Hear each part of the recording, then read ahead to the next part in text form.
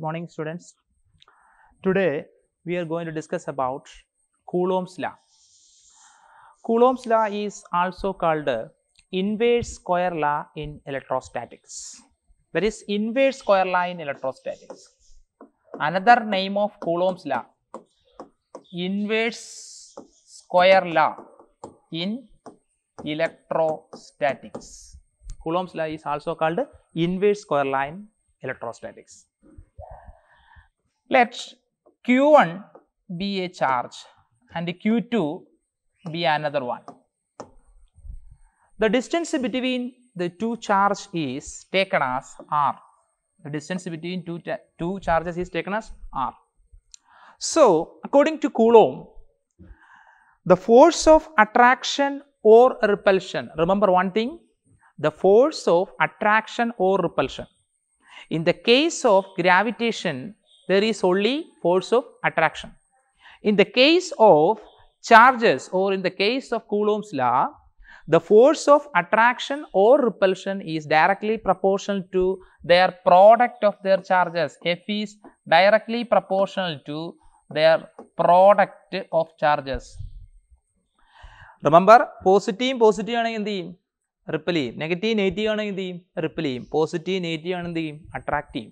So, attractive nature and repulsive nature are Coulomb's law. So, Coulomb's law states that the force is directly proportional to product of their charges and inversely proportional to square of the distance between them.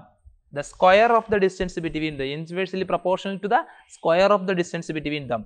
So, this is equation number 1 and this is equation number 2. From 1 and 2, F is directly proportional to Q1 Q2 by R square, Q1 Q2 by R square, or F is equal to K into Q1 Q2 by R square, K into Q1 Q2 by R square, where K is a constant.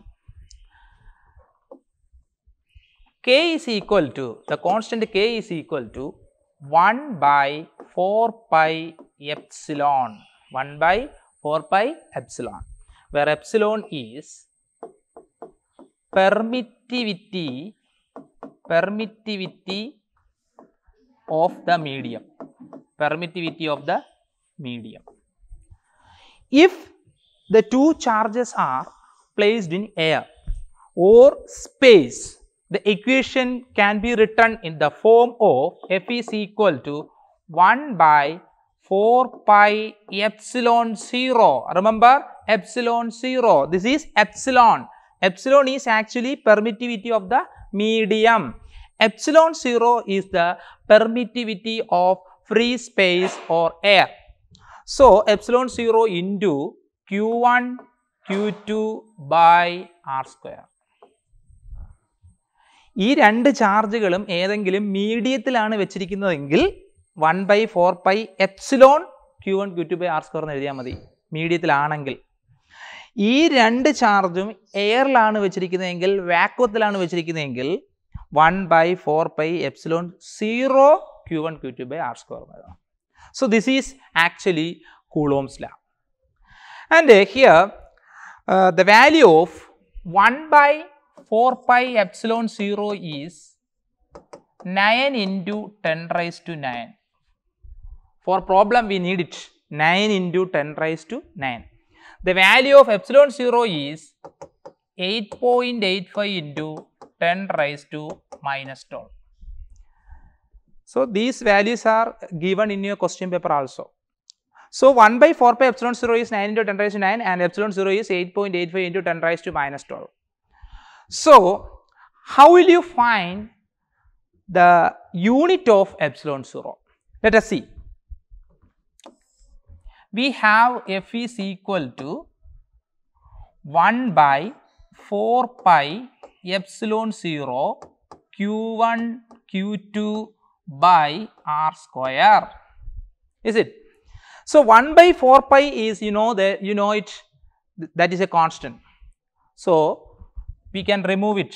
Epsilon is equal to Q1 Q2 by epsilon R square. So Q1 and Q2 are the charges, R is the distance and F is the force. So F into cross multiply epsilon 0 R square is equal to Q1 into Q2.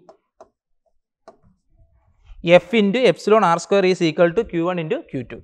Therefore, epsilon 0 is equal to Q1 Q2 by Fr square, Fr square.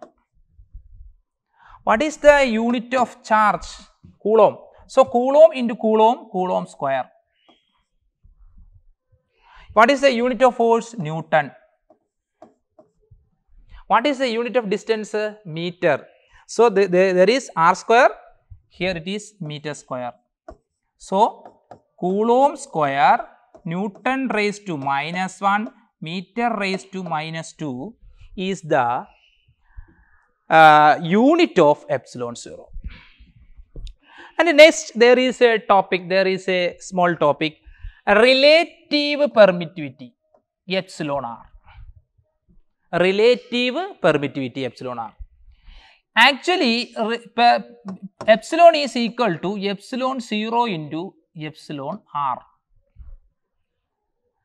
Epsilon is the permittivity of the medium. Epsilon 0 is the permittivity of free space or air. Epsilon R is relative permittivity and that is epsilon R is equal to epsilon divided by epsilon 0. That is actually a relative permittivity of the medium. So once more, Coulomb's law is actually the force of attraction or repulsion between two charges. Force is directly proportional to the product of their charges and inversely proportional to the square of the distance between them, and F is equal to 1 by 4 pi epsilon into Q1 Q2 by R square. Remember, epsilon permittivity of the medium, epsilon 0 permittivity of air, epsilon R a relative permittivity. That is important. Epsilon is equal to epsilon 0 into epsilon R is important. One mark in the ചോദ്യമായിട്ട് നമുക്ക് വരാറുണ്ട്. പിന്നെ ഇതിന്റെ unit ചോദിക്കാറുണ്ട്. Coulomb's law പിന്നെ epsilon 0 വരുമ്പോൾ ഉണ്ടാകുന്ന unit നമ്മൾ പഠിച്ചു വെച്ചേക്കണം. ഇത്രയാണ് Coulomb's law എന്ന് പറയുന്നത്. We are going to compare Coulomb's law with the gravitational law. So Coulomb's law is equal to F is equal to 1 by 4 pi epsilon 0 into Q1 Q2 by R square. So that is actually the Coulomb's law is related with the charges. In the case of gravitational law, F is equal to capital G into m1 m2 by d square. So F is equal to capital G into m1 m2 by d square. So this is related with the mass and this is related with the charge. And both law obeys inverse square law. Inverse square law. Inverse square law means F is inversely proportional to square of the distance. Inversely proportional to square of the distance. So both obeys inverse square law. And both the force are conservative force. Conservative force. And both the force are conservative force. Also, both the force are central force. Both the force are central force. Central force. And Coulomb's law is stronger.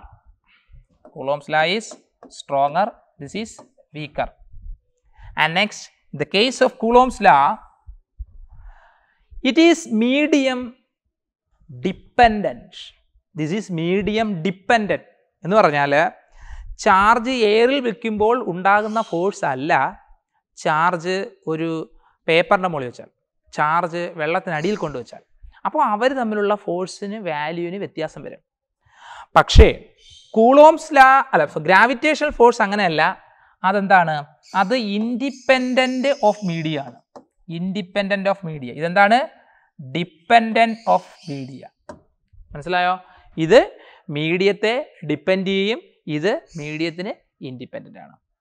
ഇത് നമുക്ക് കുളോംസ് ലായും gravitation ലായും തമ്മിലുള്ളൊരു എന്താണ് ഒരു പിന്നെ comparison ചോദിക്കുകയാണെങ്കിൽ നിങ്ങൾക്ക് ഏതെങ്കിലും ഒരു 4 point നമുക്ക് എക്സാമിന് എഴുതാൻ പറ്റും. 1 മാർക്കിനാണ് ചോദിക്കുന്നതെങ്കിൽ ഏതെങ്കിലും 2 പോയിന്റ് എഴുതിയാൽ മതി. അപ്പോൾ ഇതാണ് കുളോംസ് ലായും ഗ്രാവിറ്റേഷൻ ലായും തമ്മിലുള്ള എന്തെന്ന് പറയുന്നത് ഒരു കമ്പാരിറ്റീവ് സ്റ്റഡി എന്ന്. കുളോംസ് ലാ ഇൻ വെക്റ്റർ ഫോം. കുളോംസ് ലാ ഇൻ വെക്റ്റർ ഫോം പഠിക്കുമ്പോൾ നമുക്ക് ഫസ്റ്റ് ഇയറിലെ ഒരു കാര്യം കൂടി ഓർത്തിടണം. ഫസ്റ്റ് ഇയറിലെ ന്യൂട്ടൺസ് തേർഡ് ലാ ഓർമ്മയുണ്ടോ? തേർഡ് ലാ എന്താണ്? Every action there is an equal and opposite reaction. അത് ഓർത്ത് വെച്ചേക്കണം. Every action there is an equal and opposite. കുളോംസ് ലാ ന്യൂട്ടൺസ് തേർഡ് ലാ ഒബേ ചെയ്യുന്നുണ്ടോ ഇല്ലയോ എന്ന് നമുക്ക് അറിയാൻ പറ്റും. ഇവിടെ കുളോംസ് ലാ ന്യൂട്ടൺസ് തേർഡ് ലാ ഒബേ ചെയ്യുന്നുണ്ടോ? അപ്പോൾ എന്താണ് കുളോംസ് വെക്റ്റർ ഫോം എന്ന് പറയുന്നത്? ഇവിടെ നമ്മൾ ഒരു കാര്യം ആദ്യമേ ആലോചിച്ചോണം. പോസിറ്റീവ് ചാർജിൻ്റെ പ്രത്യേകത എന്ന് പറയുന്നത് ഇവിടെ നിന്ന് ഇലക്ട്രിക് ലൈൻസ് പോവുകയാണ്. 10th സ്റ്റാൻഡേർഡിൽ പഠിച്ചിട്ടുണ്ടത്. പോസിറ്റീവ് ചാർജ് വെച്ചാൽ ഇലക്ട്രിക് ലൈൻസ് എല്ലാം എന്ത് ചെയ്യും? എവേ. നെഗറ്റീവ് ചാർജ് ആണെങ്കിൽ എന്ത് ചെയ്യും? വരുന്നു എന്നാണ് അല്ലേ? അപ്പോൾ in electric field in charges positive ചാർജിൽ നിന്ന് തുടങ്ങി നെഗറ്റീവ് ചാർജിൽ അവസാനിക്കുക. അതാണ് ഇലക്ട്രിക് ഫീൽഡ് ലൈൻ എന്ന് പറയുന്നത്. Electric field lines are start from positive and end towards negative. So ഇവിടെ സാറ് Q1 ഉം Q2 എടുത്തു. അപ്പോൾ Q1 ഉം Q2 എടുക്കേണ്ട കാരണം എന്ന് പറഞ്ഞാൽ Q1 പോസിറ്റീവ് ചാർജ് ഇത് എവയാണ്, ഇവിടെയും എവയാണ്. ചുമ്മാ കാണിക്കാനുള്ള സൗകര്യത്തിന് വേണ്ടി എടുത്തതേ ഉള്ളൂ. 2 പോസിറ്റീവ് ചാർജ് എടുത്തു. ഒന്നാമത്തത് Q1, രണ്ടാമത്തത് Q2. ഇനി ഇവിടെയുള്ള വിഷയം എന്ന് പറഞ്ഞാൽ ഇവിടെ സാറ് R12 എന്നും എടുത്തിട്ടുണ്ട്, R21 എന്നും എടുത്തിട്ടുണ്ട്. I am taking 2 charges, R12 and two distance, R12 and R21. എന്താണ് ഇതിന്റെ പ്രത്യേകത എന്ന് പറഞ്ഞാൽ നോക്ക്. ഇപ്പോ ഇത് ഹോം, ഇത് സ്കൂൾ എന്ന് വിചാരിക്കും. ഇത് school.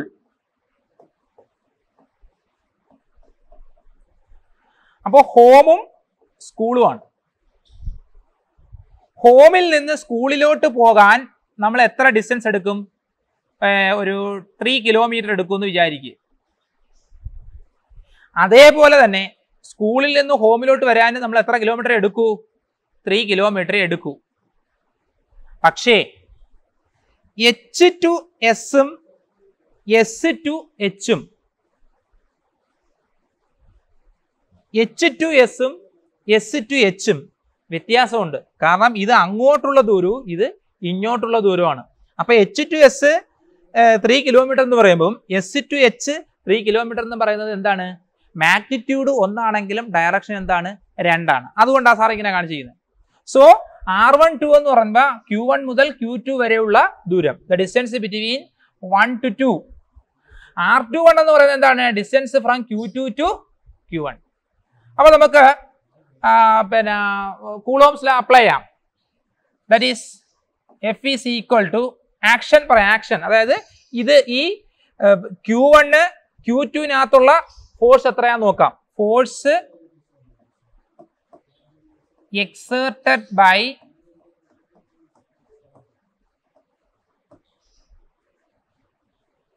Q1 on Q2.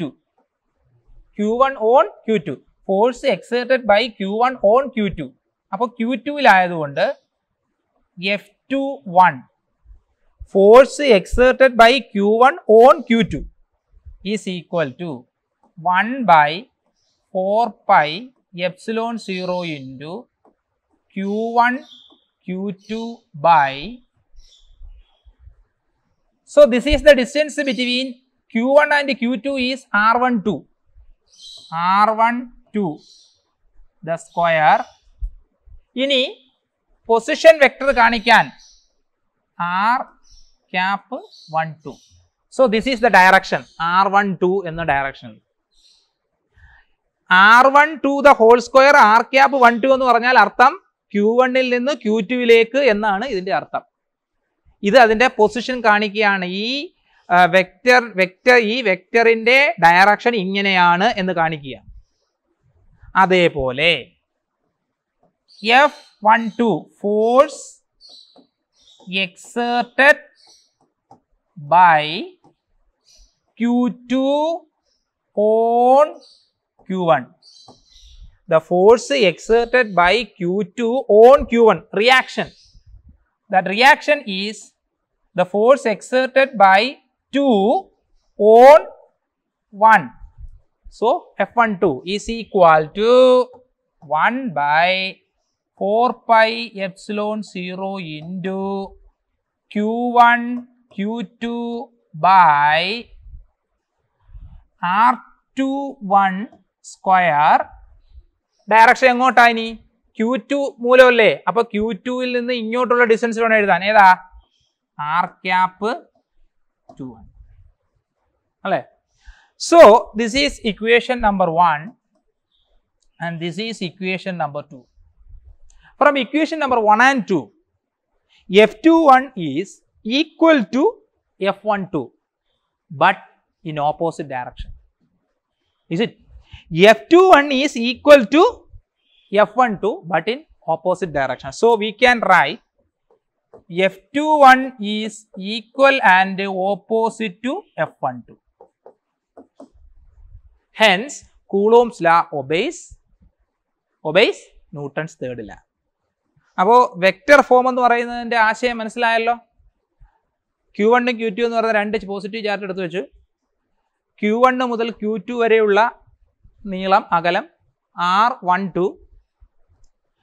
Q1 Q2ൽ കൊടുക്കുന്ന ഫോഴ്സ് F21, അതിൻ്റെ value 1/4 pi epsilon 0 into Q1 Q2 by ആ ഡിസ്റ്റൻസ് R12ൻ്റെ സ്ക്വയർ. ആ ഡിസ്റ്റൻസ് എന്ന് കാണിക്കാൻ വേണ്ടി കൃത്യമായി വെക്റ്റർ ഫോമിൽ നമ്മൾ റെപ്രസെൻ്റ് ചെയ്യുന്നു R cap 12. അടുത്ത രണ്ടാമത്തത് force exerted by Q2 on Q1, reaction. ആ റിയാക്ഷൻ എന്ന് പറയുന്നത് F12 ആണ്. അതെന്താണ്? 1/4 pi epsilon 0 into Q1 Q2 by R21 square R cap 21 ആണ്. അതെന്താണ്? അത് F12 ആണ്. അത് റിയാക്ഷൻ ആണ്. അപ്പം ഫോഴ്സ് ആക്ഷൻ ഉണ്ട്, റിയാക്ഷൻ ഉണ്ട്. അപ്പോൾ action is equal to reaction but in opposite direction അല്ലേ? അതല്ലേ നമ്മൾ നോട്ടാൻ പറയുന്നത്. So F21 is equal to minus of F12. കാരണം എന്താണെന്ന് അറിയാമല്ലോ എന്തുകൊണ്ടാണെന്ന്. R cap 12 എന്ന് പറയുന്നത് നെഗറ്റീവ് ഓഫ് R cap 21 ആയതുകൊണ്ടാണ് നമ്മൾ അങ്ങനെ എഴുതുന്നത്. മനസ്സിലായോ? നമുക്കൊരു കുഞ്ഞു പ്രോബ്ലം ഒന്ന് നോക്കാം. ഒരു ഐഡിയ കിട്ടും. അപ്പോൾ നിങ്ങൾക്ക് ഒരു ഐഡിയ കിട്ടും. ഈ പ്രോബ്ലം ചെയ്ത് കഴിയുമ്പോൾ ഒരു ഐഡിയ കിട്ടും. Calculate the force between two charges, 1 microcoulomb and 2 microcoulomb, separated by 10 centimeter. അത് എയറിലാണെങ്കിൽ എത്രയാണ്? വാട്ടർ ഓഫ് ഡൈഇലക്ട്രിക് കോൺസ്റ്റന്റ് 80 ആണെങ്കിൽ എത്രയാണ്? അതിൻ്റെ നേച്ചർ എന്തായിരിക്കും? ഇത്രയും ക്വസ്റ്റ്യൻസ് ആവുന്നത്. നമുക്ക് ഈ പ്രോബ്ലം ചെയ്യുമ്പോൾ നമുക്ക് കൂളോംസ് ലോ നന്നായി മനസ്സിലാവും. എന്താണ് അതിനകത്ത് അടങ്ങിയിരിക്കുന്ന കാര്യങ്ങൾ എന്നുള്ള കാര്യത്തിൽ നല്ലൊരു ഐഡിയ കിട്ടും. ശ്രദ്ധിച്ചിരുന്ന കാൽക്കുലേറ്റ് ദ ഫോഴ്സ് ബിറ്റ്വീൻ. അപ്പൊ നമുക്ക് കാണേണ്ട ആരാ? ഫോഴ്സ് ആണ് കാണേണ്ടത്. Force question mark. 2 ചാർജസ് ഉണ്ട്, 2 ചാർജ്. Q1 ഉണ്ട്. Q1 എത്രയാണ്? 1 മൈക്രോകൂളോം. മൈക്രോകൂളോം ആണ്. മൈക്രോകൂളോമിനെ കൂളോം ആക്കണം. അപ്പൊ എന്താണ്? 1 × 10⁻⁻6 കൂളോം. ശരിയല്ലേ? അടുത്തത് എന്താണ്? രണ്ടാമത്തെ ചാർജ് ആരാ? Q2, 2 മൈക്രോകൂളോം. ശരിയല്ലേ? അപ്പൊ എങ്ങനെ എഴുതാം? 2 × 10⁻⁻6 coulomb. Separated by a distance 10 centimetre. അപ്പൊ എത്രയാ? R എത്രയാണ്? 10 സെന്റിമീറ്റർ. സെന്റിമീറ്ററിനെ മീറ്റർ ആക്കാൻ 10 × 10⁻2 മീറ്റർ അല്ലേ? നമ്മൾ ആദ്യം അതിന്റെ ഡേറ്റ മൊത്തം എഴുതി. ക്വസ്റ്റ്യൻ നമ്പർ 1 എന്താണ്? എയറിൽ വെക്കുമ്പോൾ എന്നാണ് അല്ലേ? അപ്പൊ നമുക്ക് നോക്കാം. ഇൻ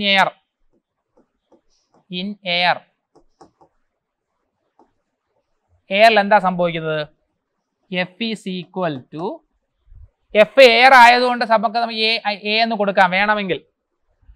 1 എയർ ലാകുമ്പോൾ 1/4 എപ്സിലോൺ 0 എന്നല്ലേ എഴുതേണ്ടത്. Epsilon 0 into Q1 Q2/r². ശരിയല്ലേ? Then FA is equal to 1/4 epsilon 0യുടെ വാല്യൂ 9 × 10⁹. ഇത്രേന്റെ വാല്യൂ നമുക്കറിയാം 9 × 10⁹. 9 × 10⁹ ഇൻറ്റു Q1 എത്രയാണ്? 10⁻⁻6. Q2 എത്രയാണ്? 2 × 10⁻⁻6. അപ്പോൾ 2 × 10⁻⁻6 ഡിവൈഡഡ് ബൈ എന്താണ്? r² അല്ലേ? r²ന്റെ value 10 centimetre. 10 × 10⁻⁻² the whole square എന്ന് എഴുതണം അല്ലേ? അപ്പോൾ ഇത് ചെയ്ത് നോക്കുമ്പോൾ നമുക്ക് ആൻസർ 1.8 ന്യൂട്ടൺ എന്ന് കിട്ടും. 1.8 ന്യൂട്ടൺ എന്ന് ഇതിൻ്റെ ആൻസർ കിട്ടും. ഇനി ഇതിൻ്റെ നേച്ചർ പറയാൻ പറഞ്ഞിട്ടുണ്ട്. 1.8 ന്യൂട്ടൺ എന്ന് പറയുന്നത് എന്താ? അത് പോസിറ്റീവാണ്, അല്ലെങ്കിൽ അതൊരു പോസിറ്റീവ് സംഖ്യയാണ്. അങ്ങനെ പോസിറ്റീവ് ഫോഴ്സ് പോസിറ്റീവ് ആണെങ്കിൽ, നമുക്ക് കിട്ടുന്ന വാല്യൂ പോസിറ്റീവ് ആണെങ്കിൽ നമ്മൾ ആലോചിക്കണം അത് റിപ്പൽസീവ് നേച്ചർ ആയിരിക്കും. ഈ ഫോഴ്സ് എന്തായിരിക്കും? റിപ്പൽസീവ് നേച്ചർ ആയിരിക്കും. നമുക്ക് കിട്ടുന്ന ഫോഴ്സ് നെഗറ്റീവ് ആണെങ്കിൽ ആ വാല്യൂ എന്തായിരിക്കും? അതിൻ്റെ നേച്ചർ എങ്ങനെ ആയിരിക്കും? അട്രാക്റ്റീവ് ആയിരിക്കും. ഫോഴ്സ് പോസിറ്റീവ് ആണെങ്കിൽ റിപ്പൽസീവ് നേച്ചർ, ഫോഴ്സ് നെഗറ്റീവ് ആണെങ്കിൽ എന്തായിരിക്കും? അട്രാക്റ്റീവ് നേച്ചർ ആയിരിക്കും. അത് ഓർത്ത് വെച്ചേക്കണേ. അപ്പോൾ ഇതെന്തൊരു നേച്ചറാ? റിപ്പൽസീവ് നേച്ചറാണ്. റിപ്പൽ. നമുക്ക് രണ്ടാമത്തെ ക്വസ്റ്റ്യനകത്ത് നമ്പർ 2 വാട്ടറിൽ കൊണ്ടുവച്ചപ്പോൾ ഒന്നാണ് ഇൻ വാട്ടർ. ഇനി നമ്മൾ ഇൻ വാട്ടർ എന്ന് പറയുമ്പോൾ നമ്മൾ ഇനി കഷ്ടപ്പെട്ട് ബുദ്ധിമുട്ടി 1/4 epsilon 0 epsilon r into Q1 Q2/r² എന്ന് എഴുതേണ്ട ആവശ്യമില്ല. നമ്മൾ എന്ത് ചെയ്താൽ മതി? Force in water is equal to force in air divided by epsilon r. ഉണ്ടോ? കാരണം എപ്സിലോൺ 0 എന്ന് പറഞ്ഞാൽ എന്തുവാ? എപ്സിലോൺ ഇൻറ്റു എപ്സിലോൺ r അല്ലേ? അപ്പം നമുക്ക് എന്ത് ചെയ്യുന്നുണ്ട്? എപ്സിലോൺ ഇൻറ്റു എപ്സിലോൺ r പകരം നമുക്ക് എന്ത് എഴുതാം? 80 കൊണ്ട് അങ്ങ് ഡിവൈഡ് ചെയ്താൽ പോരെ. അപ്പം നമുക്ക് എന്ത് കിട്ടും? 1.8നെ കിട്ടുന്ന വാല്യൂ നമ്മൾ എന്ത് ചെയ്താൽ മതി? 80 കൊണ്ട് അങ്ങ് ഡിവൈഡ് ചെയ്ത് കൊടുത്താൽ മതി. അപ്പം നമുക്ക് ആൻസർ കിട്ടും. അപ്പം ഇത് നമുക്ക് എന്താണ്? ഒരു പോസിറ്റീവ് സംഖ്യയാണ് ഇത് കിട്ടുന്നത്. ഇതിൻ്റെ ആൻസർ 0.02 ന്യൂട്ടൺ. അപ്പോൾ ഇത് എന്ത് തന്നെയാണ്? റിപ്പൽസീവ് ആണ്. ഇത് പോസിറ്റീവ് സംഖ്യ ആയതുകൊണ്ട് ഇത് എന്ത് തന്നെയാണ്? റിപ്പൽസീവ് ആണ്. മനസ്സിലായല്ലോ? അപ്പോൾ വാട്ടറിൽ വെച്ചിട്ടുള്ള ഫോഴ്സ് കാണാൻ പറഞ്ഞാൽ എയറിനകത്തുള്ള കണ്ടിട്ട് എന്ത് ചെയ്താൽ മതി? വാട്ടർ കൊണ്ട് നമ്മൾ എന്ത് ചെയ്താൽ മതി? ഡിവൈഡ് ചെയ്ത് കൊടുത്താൽ മതി. മനസ്സിലായോ? പ്രോബ്ലം നല്ലതുപോലെ മനസ്സിലായല്ലോ? ഓക്കെ അല്ലേ? ശരി. Next is principle of super position. Principle of super position നമ്മൾ കഴിഞ്ഞ വർഷം പഠിച്ചു. ഇതിനെ കണക്ക് വേറൊരു സംഭവം. അതെന്താണ്? അപ്പോൾ നമ്മൾ പഠിച്ചു, കഴിഞ്ഞ കൊല്ലം പഠിച്ച സംഭവം ഓർക്കുന്നുണ്ടല്ലോ. ഇതൊരു വേവ് A1, ഇത് ഒരു വേവ് A2. അങ്ങനെ എത്ര വേവ് ഉണ്ടോ അത്രയും വേവുകളെല്ലാം കൂടെ കൂടി ചേർന്ന് ഒരു പുതിയൊരു വേവ് ഉണ്ടാവുകയാണെങ്കിൽ ആ വേവിൻ്റെ ആംപ്ലിറ്റ്യൂഡ് എന്തായിരിക്കും? സം ഓഫ് ദ വേവ്സ് ആയിരിക്കും. A1 + A2 ആയിരിക്കും. അപ്പോൾ ഇത് രണ്ടും കൂടെ ചേർന്ന് പുതിയ വേവ് ഉണ്ടാവുകയാണെങ്കിൽ ആ വേവിൻ്റെ ആംപ്ലിറ്റ്യൂഡ് എന്തായിരിക്കും? ആ വേവ് ഉണ്ടാകുന്ന A1ൻ്റെ A2ൻ്റെ ആംപ്ലിറ്റ്യൂഡിന് തുല്യമായിരിക്കും എന്നുള്ളതാണ്. അപ്പോൾ സൂപ്പർ പൊസിഷൻ തിയറം പറയുന്നത്, ഇപ്പോൾ Q1 എന്ന് പറയുന്ന ഒരു ചാർജ് സാർ എടുക്കുകയാണ്. Q2, Q3, Q4 എന്ന് പറയുന്ന 4 ചാർജ് എടുത്തു. അപ്പോൾ Q1ൽ Q2 മൂലം ഒരു ഫോഴ്സ് ഉണ്ടാവുമല്ലോ? ഉണ്ടാവും. Q1ൽ Q3 മൂലം ഒരു ഫോഴ്സ് ഉണ്ടാവുമല്ലോ? ഉണ്ടാവും. Q1ൽ Q4 മൂലവും ഒരു ഫോഴ്സ് ഉണ്ടാവും. അപ്പോൾ ഈ Q1ൽ ഉണ്ടാകുന്ന ആകെ ഫോഴ്സ് എന്ന് പറയുന്നത് ഈ ഫോഴ്സും ഇതും കൂടി ചേർക്കുന്നതിന് തുല്യമായിരിക്കും. അപ്പോൾ ഇൻഡിവിജ്വലായിട്ട് ഉണ്ടാകുന്ന എല്ലാ ഫോഴ്സിൻ്റെയും കൂടെ റിസൾട്ടൻ്റ് ആയിരിക്കും എവിടെ ഉണ്ടാകുന്നതെന്ന് പറയുന്നത്? Q1ൽ ഉണ്ടാകുന്നതെന്ന് പറയുന്നത്. അപ്പോൾ നമുക്ക് ഒന്നാമത്തെ പോയിന്റ് എഴുതാം. Force due to Q2 on Q1 അല്ലേ? Force due to Q2 on Q1. Q1ൽ ഉണ്ടാകുന്ന ഫോഴ്സ് എത്രയാണ്? The force exerted by Q2 on Q1. Q1ൽ ഉണ്ടാകുന്ന ഫോഴ്സ് ആണ് സാർ പറയാൻ പോകുന്നത്. അപ്പം F21 is equal to 1 by 4 pi epsilon 0 into Q2 Q1 by R1 to the whole square R cap 1 2 അല്ലേ? ആ ഡിസ്റ്റൻസ് എടുത്താൽ മതി. ഇനി force due to Q3 on Q1 അല്ലേ? Q3 Q1 ഉണ്ടാക്കുന്നത്. അപ്പോൾ നമുക്ക് എങ്ങനെ എഴുതാം? F31 is equal to 1 by 4 pi epsilon 0 into Q1 into Q3 divided by R13 the whole square R cap 13. മനസ്സിലായോ? അടുത്തത് force due to Q4 on Q1 എങ്ങനെ എഴുതാം? F41 ഈസ് ഈക്വൽ ടു എങ്ങനെ എഴുതാം? 1 by 4 pi epsilon 0 into Q1 into Q4 divided by R14 ഇങ്ങോട്ട് എഴുതേ. 1 by 4 pi epsilon 0 into Q1 Q4 by R14 the whole square R cap 14. അപ്പോൾ നമുക്കിവിടെ യഥാർത്ഥത്തിൽ നമുക്ക് എത്ര ഫോഴ്സ് കിട്ടി? 3 ഫോഴ്സ് കിട്ടി. 1 2 3. അപ്പോൾ ആകെയുള്ള ഫോഴ്സ് എന്ന് പറയുന്നത് ടോട്ടൽ ഫോഴ്സ് എന്ന് പറയുന്നത് F എന്ന് പറയുന്നത് എങ്ങനെയായിരിക്കും? F21 plus F31 plus F41 ആയിരിക്കും എന്നാണ് പറയുന്നത്. That is 1 by 4 pi epsilon 0 into Q1 Q3 by R13 the whole square R cap 13 plus 1 by 4 pi epsilon 0 into Q1 Q4 R1 square 4 R cap 14 plus അങ്ങനെ etcetera പോകുമെന്നാണ് പറയുന്നത്. എന്നിട്ട് F is equal to നമുക്ക് എന്ത് ചെയ്യാം? 1 by 4 pi epsilon 0 common ആയിട്ട് എടുക്കാം. നമ്മുടെ equation F is equal to 1 by 4 pi epsilon 0 common ആയിട്ട് എടുത്തിട്ട് നമുക്ക് എന്ത് ചെയ്യാം? ബാക്കിയുള്ള Q1 Q2 by R square R cap 1 2 plus Q1 Q3 by R13 square R cap 13 എന്നും പറഞ്ഞ് നമുക്കിങ്ങനെ എഴുതാൻ പറ്റും. മനസ്സിലായോ? Continuous charge distribution. Continuous charge distribution എന്ന് പറഞ്ഞാൽ നമുക്ക് ഡെൻസിറ്റിയെ കുറിച്ച് നമുക്ക് നല്ല ഐഡിയ ഉണ്ട്. എന്താ ഡെൻസിറ്റി എന്ന് പറഞ്ഞാൽ? Density is the ratio between mass and volume. അപ്പോൾ നമുക്കറിയാം, വെള്ളം എടുത്തിട്ട് വെള്ളത്തിനകത്ത് നമ്മൾ എന്ത് ചെയ്യും? ഒരു ഇരുമ്പ് കഷ്ണം എടുത്തിട്ടാൽ ആ ഇരുമ്പ് കഷ്ണം താന്നങ്ങ് പോകും. അതേ വെള്ളത്തിൽ ഒരു തടി കഷ്ണം എടുത്തിട്ടാൽ തടി കഷ്ണം എന്ത് ചെയ്യും? പൊങ്ങിക്കിടക്കും.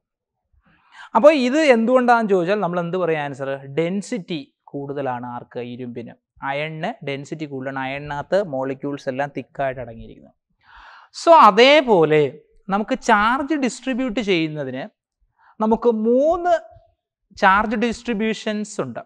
There are 3 types of charge distribution. The first charge distribution is linear charge distribution. Linear charge density. Linear charge density. Linear charge ഡെൻസിറ്റിക്ക് നമ്മൾ ഉപയോഗിക്കുന്നത് ലാംഡയാണ്. ലീനിയർ ചാർജ് ഡെൻസിറ്റി നമ്മൾ ഉപയോഗിക്കുന്നത് എന്താണ്? Lambda.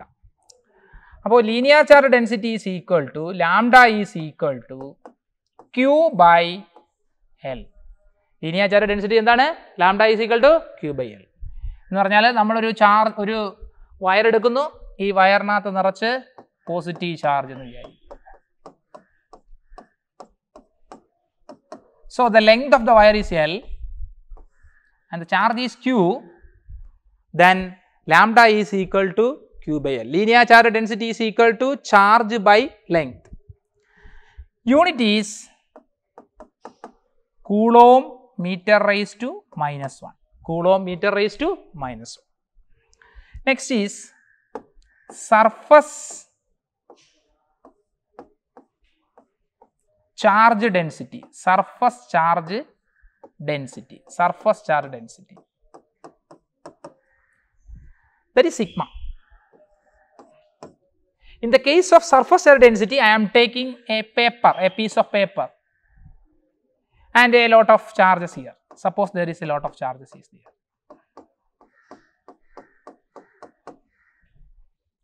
And surface charge density sigma is equal to charge by area, charge by area. So, surface charge, linear length, surface area, linear length, surface area, linear length.